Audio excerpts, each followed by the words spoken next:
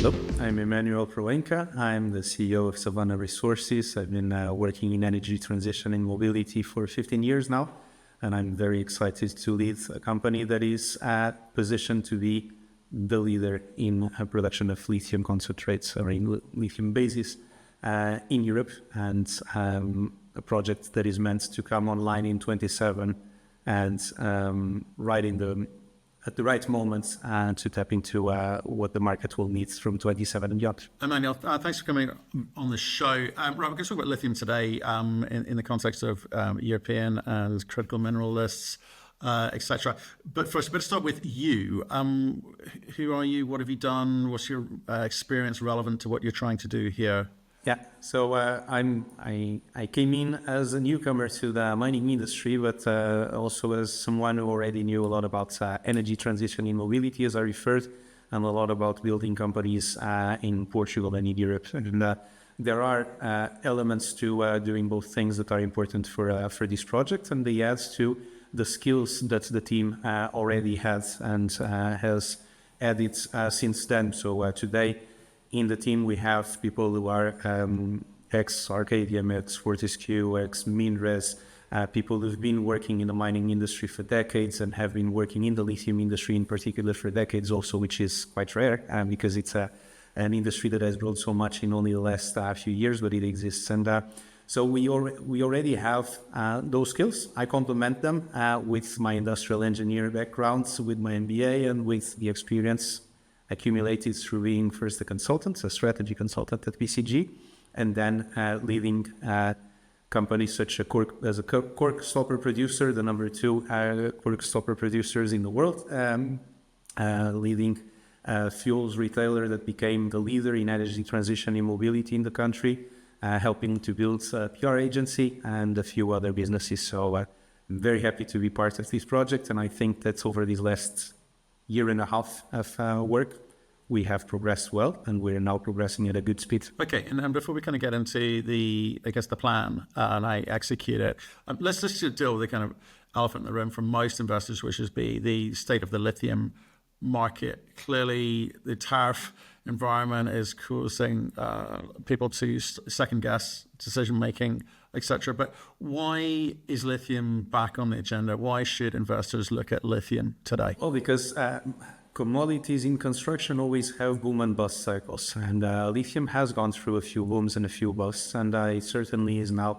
in the period in which you are at the bottom, or were at the bottom only a few months ago, and are still trying to define exactly when momentum comes back in or kicks back in. But that is what nascent commodities do. In a period you have a demand gap, in another period you have a supply gap.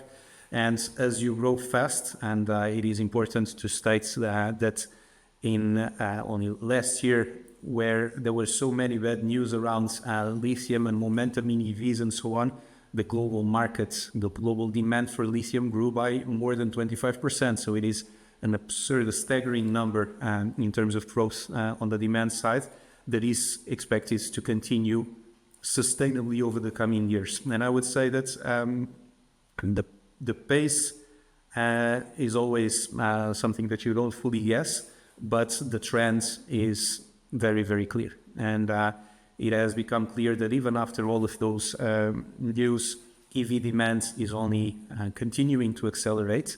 I think that the market has not fully understood how big BSS, so battery storage systems, are as a new demand element for this sector. And I think everyone has understood now that if you want to be successful in transforming your industry as a country, be successful in tapping into so many value chains that are evolving fast now, you need to have lithium.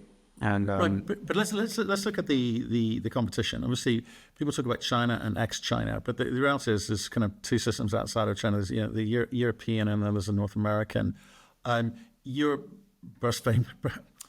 based firmly in Europe. I've got to take advantage of the kind of that kind of ecosystem. It's had a few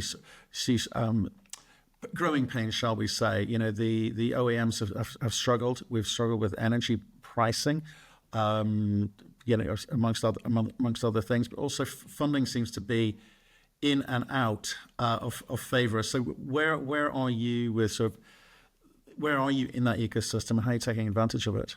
Yeah, so as you rightly referred, it is clear for everyone that China has made a very clear bet on this sector, probably 10 to 15 years ahead of others. And Australia and Chile as suppliers have supplied that need, that demand. And today the Chinese industry is quite ahead in terms of development of what has become clearly the future winner of technology solutions for mobility and then for storage systems. But it is also quite clear for everyone that is in the space that the game has just started, in a sense. Portugal is a country that loves football, so I frequently say that if we were in a football match, we would probably be in minute 15 of the first half, and China would have scored a goal. So they clearly are ahead of the game, but there is plenty to be played. And so in Europe and in the US, as you rightly referred, everyone or many are trying to understand how to accelerate and how to catch up on what this delay means. And they're doing that for very fundamental reasons, not only because this is an opportunity and because there is value to be built, but also because the alternative would be that these two economic blocks would lose a very relevant share of their jobs, of their value added, of their industry, and so on. And that is certainly something that is off the table. It is something that both the Europeans and the Americans cannot and will not accept. And so Europe is not known to be fast in transformations, but it certainly is known to be an economic bloc that delivers and that continues to deliver in very high quality in a variety of fronts. And the automotive industry is tremendously important for it. So we're talking about close to 15 million jobs in an economic bloc that has 300 million plus workers. And so it is very, very significant, and it is a sector that needs to be developed. The other thing that I think is clear is that an economic bloc like Europe, the European one, needs to have some leadership, both in terms of the variety of stakeholders that are required to be successful in an economic sector. And many of them have come in.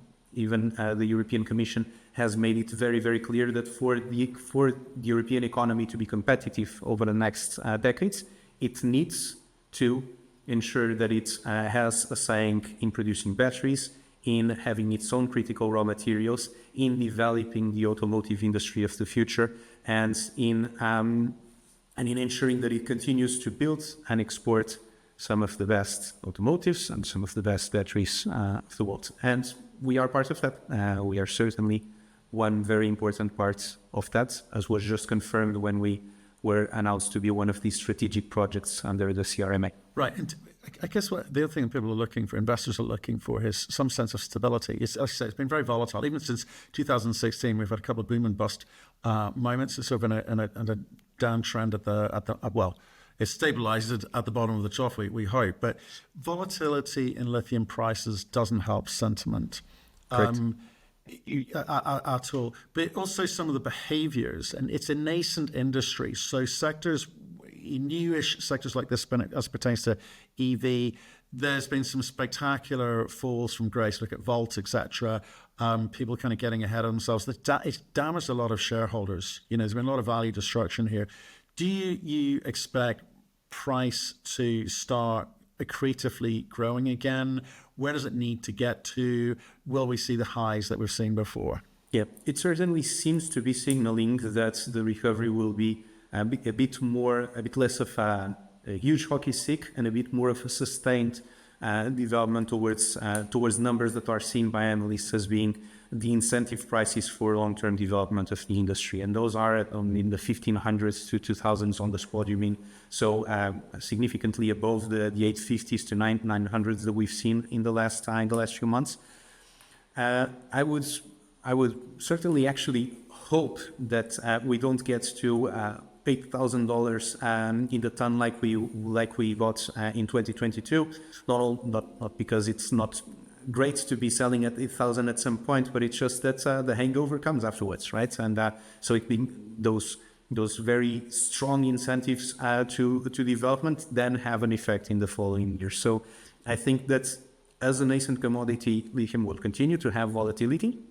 And yes, as you rightly referred, that destroys value in some moments of the cycle. It also builds significant, very significant value in some other moments. It is good to say that a lot of Australians, but also a lot of investors throughout the world became very, very wealthy by coming in early before that last cycle. But I would expect that volatility not to be as pronounced in the coming cycles. All PRAs are pointing towards recovery to 1500 to 2000 from 27 to 29, and it is something that we would be tremendously comfortable with at the scoping study level. We showed numbers in which we would break even at $600. So even at current prices, we have a competitive project, and that is quite unique for a project that is being developed in Europe with European standards.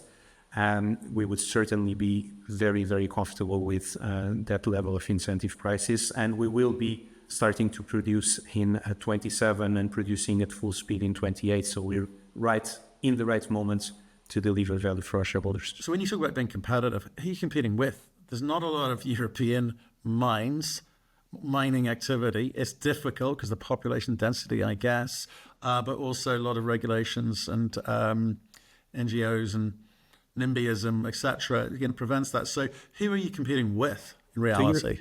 So it's a very good question. I think that the first answer is I'm not competing in Europe only. I want to make sure that we have a very good project that competes globally. Okay. So I know that there will be tailwinds in Europe at some point. I know that we will have at some point a carbon border adjustment mechanism that will apply to our sector, a battery passport to which we'll be more prepared. I know that by complying with very stringent regulations at start, you are very prepared to continue to operate for decades to come at a good speed. But at the same time, we know that spodumene, like many other commodities, is a global market. And so I want to make sure that I compare as well as possible against the best. I will not be a Greenbushes. I will certainly not be a Salar de Atacama, but I can be competitive versus the Pilbaras, versus the FMGs, versus some of the other companies that have been very, very successful at building value in the last cycle and are today continuing to be a value that's multi-billion dollar values in their lithium leg, or in their whole business if the lithium leg is the only one. At the same time, it is true that there are not that many in Europe, but there are a few. And in the few, you always need to split between those that have projects that are proven and have the ability to compete globally, and that's usually spodumene or the LE to Rhine projects if they are successful at delivering in the more risky stage of their development, which is when they get into production. But even in that spodumene space, we have Keliber, for example, in Finland, and this they have a good project, an interesting one. It's spodumene based, and they are now building, and so they have, in a sense, the same effect of positive tailwind, and they are ahead of us in terms of development, and they are a kind of companion in showing that Europe can mine again and can mine with very good quality. Right, and obviously we'll talk about the project proper in a second as well, but given that environment that you've just described over the past 5-10 minutes, so you must be so conscious of how you go about building a project out in Europe. There's a lot of headwinds in terms of things like, the volatility of pricing, and hopefully, you've got to look at the kind of sensitivity of your project to pricing, the scale at which you start, because there's market conditions at the moment where perhaps retail investors have kind of fled a little bit, and there's a kind of therefore devaluation on some of the projects which are out there, advanced or not. People want to see near-term revenue.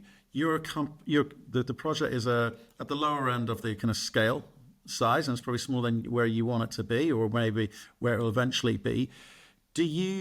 Have you had to tailor the way that you move this thing forward? You're at DFS stage at the moment. will there be more to come? Is there more of a growth story beyond this kind of DFS and FID that you're going to get to next year?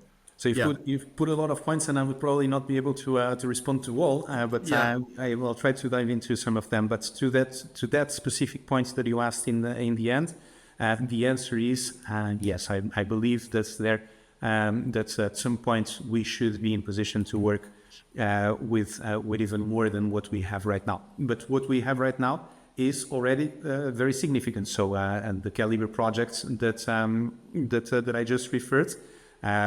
The most advanced in Europe and in some aspects the second best, I would say, is a project that is 40% smaller than us. Our project in the stage that we're going to develop, this first stage in which we are working, is a project that is as big as Pilbara when it started, for example. Okay, so we're talking about 200,000 tons of spodumene concentrate at 5.5%. That is more than enough to start a very successful project. And on the resource side, we have licensed 20 million tons. We already have 28 million tons in the resource. We are now working. I have 6 machines operating on site as we speak, and these machines are working on upgrading that resource to JORC levels that are bankable, financeable. But at the same time, we know that we have all ore bodies still open, both to the sides and down under. We have a few other ore bodies inside our concession that have clear signs of more pegmatite. So we're not focusing on growing the resource at this stage, but we certainly know and have told our investors that we expect there to be more out there. With the size that we have today, it is already a very good project and one that can deliver very significant value, as referred. As big as Pilbara when it started, or as many others when they started. It's as big as Sigma before the upgrade it's going through at this moment. Okay, so you're so conscious that in terms of a starter size, you mentioned a few companies, Sigma, etc., that you compare yourself to. So the DFS design balances the kind of initial capital expenditures versus a kind of longer term operational efficiency. The key is get into production sooner. Okay. Totally. Exactly. Okay. And mining projects always have some issues that you rightly refers, for example, the social acceptance element of it. And it's usually before you start to deliver value locally, that concerns are the biggest, right? Because the local populations don't know what they expect, and don't know what they will face, don't know what the effects of it will be, and they do know that it is big for the local context, right? So it is very normal that as a mining project takes so long to get to production, over that time concerns starts to pile up, right? For us, it is very important that we get to production because we know that once we are getting closer to production, we start to deliver value. And by delivering more value to the local community, to our stakeholders, to our shareholders, everything becomes easier afterwards, right? And that happens everywhere throughout the world. It happens even more in Europe. So when I came and joined the project, I also came because I had a clear mandate to make the project more Portuguese, more understood locally, and more accepted by everyone. And so this last year and a half, close to 2 years, has been a lot around just that, around making sure that the project not only has all the tools required to accelerate, but also that it was properly understood, that it has a clear narrative that is consistent with the value delivery that it will have with the media, and that it engaged positively with the local communities. And I think we have come a very, very long way there. And I'm very comfortable today that we will continue to have obstacles here and there, but the community overall in the region has understood that we are here to do something good and that we are starting to deliver value at scale. We're talking about a community that is impoverished. It has lost a lot of population to emigration in the last decades. It has not that many people. Inside our concession area, there is not one single human infrastructure, so we don't require anyone to move, to relocate, or anything like that. But at the same time, we have villages that are close, and we now already employ a good amount of people from those villages. I myself, when I go to site, I sleep in the last village before the concession area, and I walk around in the morning and say hi to everyone. And that is very, very pleasant to see how much, when you progress from a social acceptance perspective, how much everything starts to work better for everyone.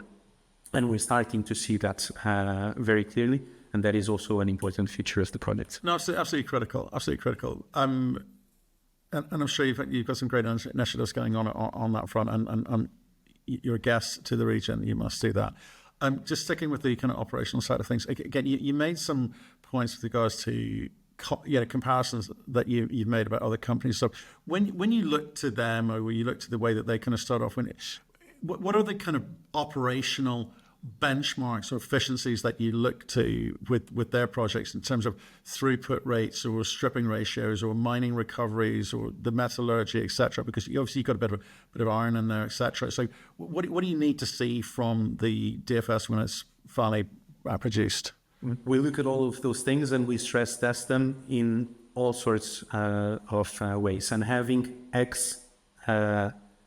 critical members of the teams of some of these companies ensures that we are learning with the best, and working with some of the engineering firms that were involved in delivering some of these very successful projects also ensures that we are bringing the best knowledge into the system. So although at the same time that we're basing our team and our company more and more in Portugal and around the concession area, we continue to have a very small team in Perth, in Australia. And the reason for that is technology transfer. It is know-how transfer, and it's assurance that we have all of that information that makes our project be as robust as possible on day one and not on year 2 or year 3 in place.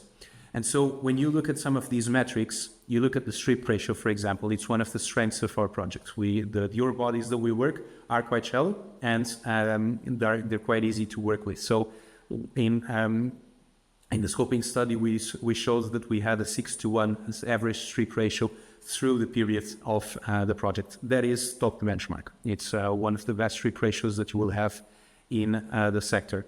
We have referred a 73% recovery.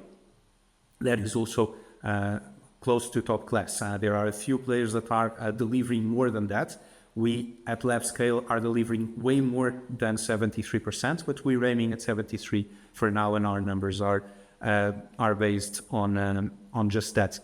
We also look at whether you can do other things around the project, and we're lucky that some of the byproducts that we have are byproducts that are useful for some other industries, as they would be useful in the middle of Australia or of Africa, or in the middle of Quebec. But the only difference here is that we are already close to the industries that can buy those products and that need those products. So the ceramics and the glass and the insulation industries are quite strong in Portugal and Spain, and they are consumers of the quartz, the feldspar, and the mica that we can produce. So that is also an additional element of value that our project has.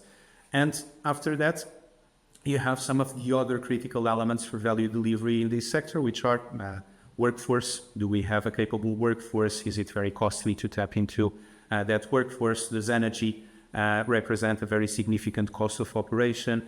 And all of those things, when you look at the Portuguese reality, they're clear. They're good value delivery elements, because at the same time that we are in a European jurisdiction, our workforce, we can pay our workforce well and still be very competitive versus Australian costs, for example. We have plenty of renewables just by us. Just in Trás-os-Montes is a region that produces a lot of winds, solar, and hydropower.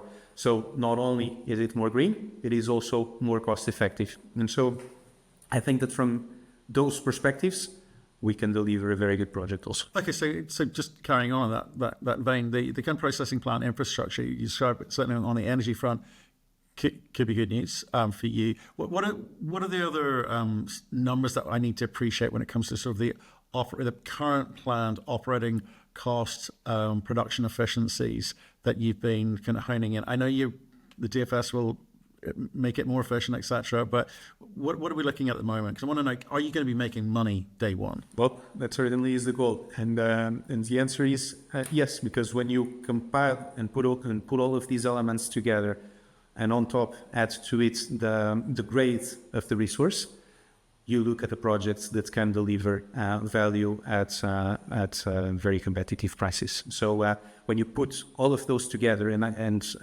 just talking about the grades for a minute, it's not that we have the best grades in the system, not at all, but we do have a very good grade. We are consistently above 1% of grade, and we know that the spodumene projects below the 0.8% struggle. Projects that go from 0.95 to 1.3, 1.4 consistently can deliver significant value if the other things are there. If, for example, the strip ratio is there, if you can do open pits and not underground, and so on and so forth. And when you put all of those elements together, what you see is that we could be competing even at current prices that are very depressed. And so when we look at the cost curve, we're aiming to develop a project that can be in the middle of the global cost curve, while in Europe, while producing in Europe. And I think we will be able to deliver something very close to that. Yeah, okay. It was a bit of a loaded question because there's so many variables that you need to take care of. But one of them is the kind of the cost of capital, right? So you mentioned earlier the designation of as a strategic project in Europe. What's that mean in financial terms for you? Getting a label's nice, but what does it do for you? And Europe is sometimes promiscuous in labeling and not as promiscuous in some of the delivery. But again, Europe is working hard in this sector. And I came from a sector. I came from advanced biofuels, for example, where I did projects in green hydrogen. I also did projects in sustainable aviation fuels. And you had tailwinds there, you had support, you had those stamps also. But delivery of some of the elements that ensured that a value chain could be developed was slower than here. The Critical Raw Materials Act was passed in absolute warp speed for European standards. Delivery on the Critical Raw Materials Act has started right after the Critical Raw Materials Act was passed, with multilaterals and the European Investment Bank, for example, starting to work very actively on supporting projects from a financial perspective in the space. And it has already done two financial closings with European projects. It had not done any mining-related project in the last 30 years, and only in less than 12 months it has done two. It has done Calibre and Imeris in France, for example. With us, we got an LOI with already some due diligence done before that by the German Development Bank, the KfW, supported by a bank guarantee from Allianz Trade in November, even before we were a strategic project. And it certainly is just the start of this process. As I referred at start, Matthew, Europe needs to deliver, wants to deliver, and will be delivering in this space because it just tremendously needs it. And there are not that many projects that have done the hard, heavy lifting homework for the last 8 years, have invested more than 50 million euros like we have, to be positioned in the right place at the right time and to be in position to deliver in the time frame that politicians require. Because politicians usually require time frames that are consistent with their own mandate, and the mining industry is not ready to develop and to deliver those speeds. We are, because we have done the heavy lifting in the last 8 years. Okay, so you think the potential for an expedited permitting process, you gave a couple of examples there. Do you see that in your case? Are you fully permitted? We are mostly permitted, so I would say that we will benefit less from that. Okay. So financial support, we've seen actually German banks funding Canadian projects, $700 million to Troilus a couple of weeks ago for their copper component. It's interesting. Tell me more about this strategic offtake in your case. What's that actually mean for you today? And what does a deal like that look like? What could it look like? So when I joined the company, we were saying stating very clearly, but also quite proudly, that we had a control of 100% of the project and 100% of the offtake.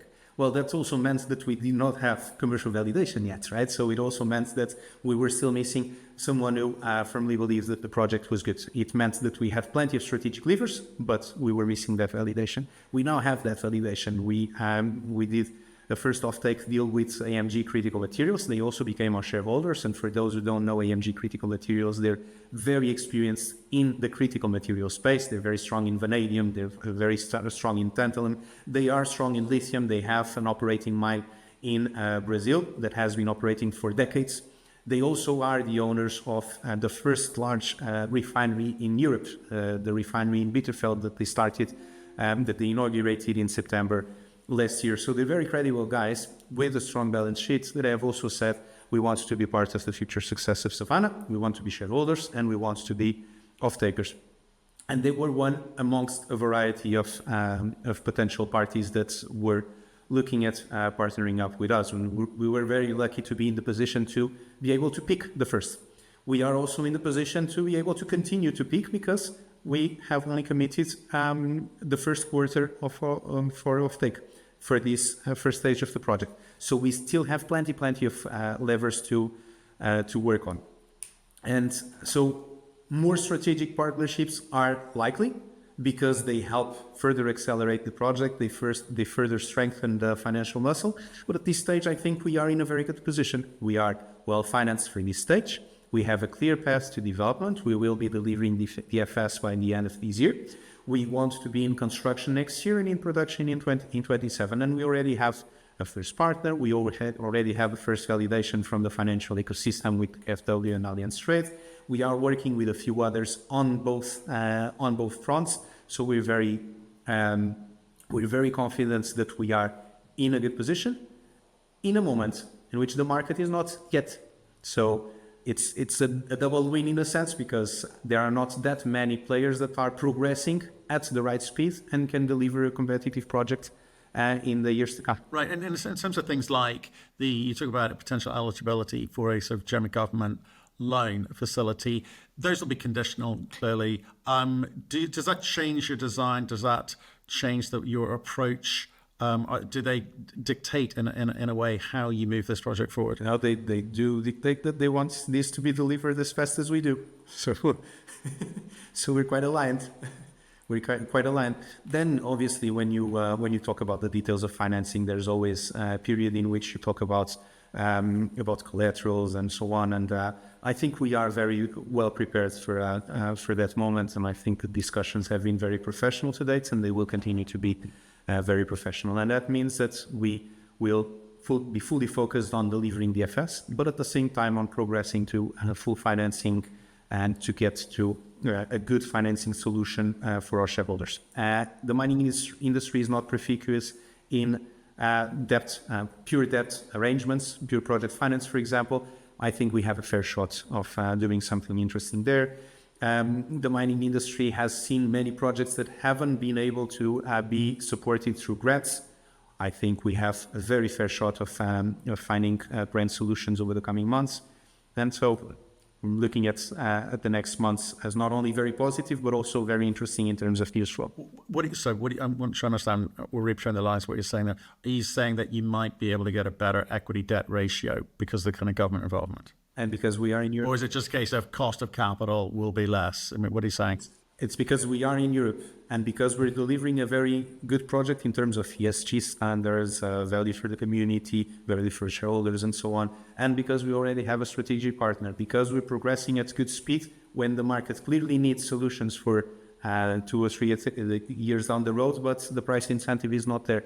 Because of all of these elements, and because I think and hope we have a good team that is progressing well on the strategic partner fronts, on the debt package front, on the quasi-debt and equity solutions, on the grant solutions and so on, that I hope and think that we will deliver a full financing that will be top of the market. Yes. Okay. Bottom which line means, tell me that, low, go on. Low capital costs, low requirements, lower burdens for shareholders, and very strong value delivery. That's what we're aiming at. That's what I hoped you'd say. Good. Good. Well, it's always the question, isn't it? You know, the people, are we up for more dilution now? This kind of development stage is, people get nervous about the kind of capex costs. They get nervous about the financing costs. Is this company going to be able to put the full financing stack in place or not in a timely fashion? So one last one on that front then. Are you fully funded to deliver the DFS at the end of this year? At this stage, if we wanted to only deliver the DFS, plain vanilla in nil period, we would be fully financed to DFS, yes. Okay, and then it'd be a question of whether you want to get fully financed to deliver it to FID. Right. Correct. Okay. Brilliant. Then a set of options come to the table. Let me tell you something else that is interesting, because you talked about something that's related to this just before. The other good thing that we saw in the last 12 months was that the Portuguese and the European investors saw the value in the project. Okay, so Savannah is listed on AIM, and by being listed on AIM, it sometimes is a bit off the radar. If you would be listed on ASX or on TSX, you would probably be compared to a bigger peer group, would be seen from a different lessons and perspective by the specialists of the sector. And by being on AIM, you're not seen as frequently. So some of those that will be listening to this will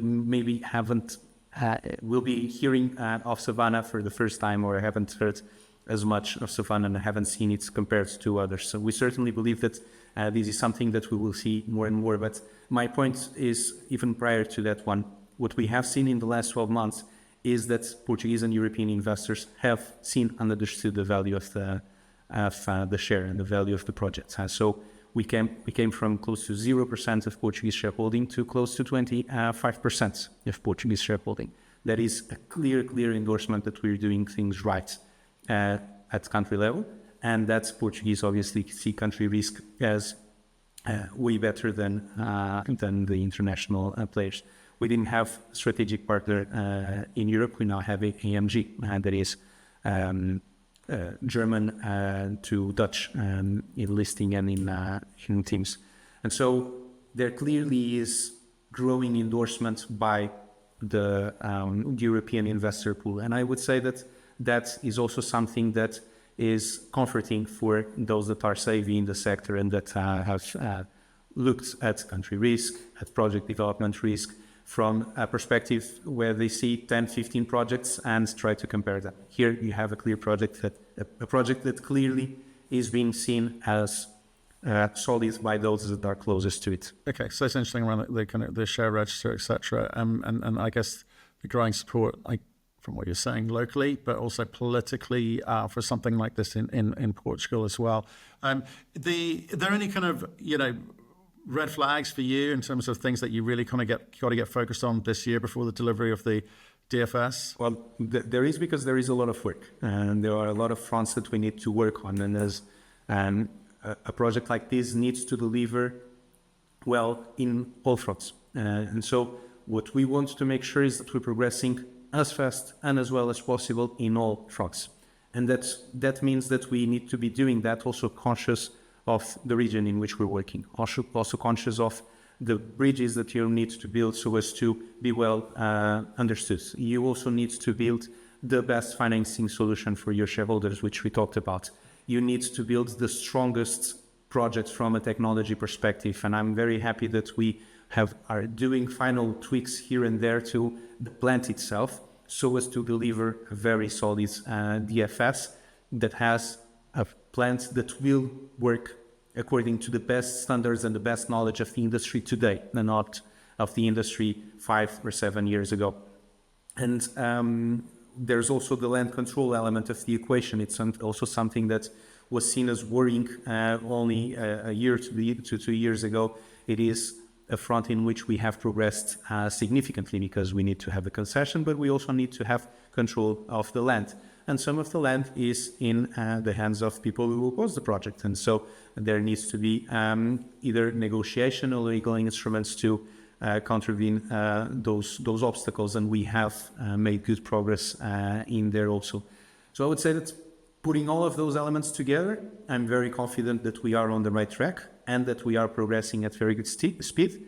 But I'm also conscious that we need to continue working very, very well, and that's a win will only be celebrated when we are producing, and producing at the right price with the right quality and delivering to our consumers, to our customers.